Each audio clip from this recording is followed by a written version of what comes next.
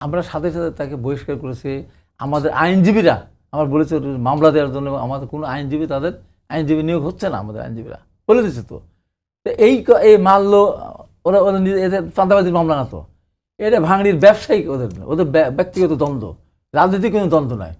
তাই বলে আপনি বলবেন সে হাসিনা গেছে যে পথে, তারেক রহমান যাবে সে পথে, তাই বলে বলবেন চাঁদা ওঠে পল্টনে, লন্ডনে, তাই বলে জিয়া রহমান ছবি পাঠাবেন, জিয়া রহমান ছবিটা প্রস্তাব করে দিবেন, সমস্ত বিএনপি সব বিলবোর্ড ভেঙে ফেলবেন।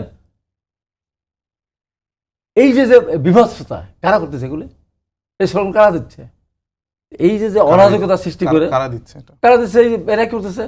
এবং এই স্লোগান যেদিনে যে এখানে হলো আপনার শাহবাগে যখন যে আওয়ামী লীগ নিষিদ্ধ করে আসলো, তাছাড়া কি স্লোগান শুনলাম, ভুয়া ভুয়া বিএনপি ভুয়া। তারপর স্লোগান হলো গোলাম আজমের বাংলাদেশে আমাকে ঠাঁই নাই, নিজামের বাংলাদেশ। এই সমস্ত স্লোগান যখন আসে তখন কী হয়, তখন হয়টা কি? তার কারণ জামাত ইসলাম এখানে স্বাধীনতা যুদ্ধের সময় তারা, আমি কয়েকদিন আগে সবই সাহেব বলেছে, আমরা মুক্তিতে অংশগ্রহণ করিনি।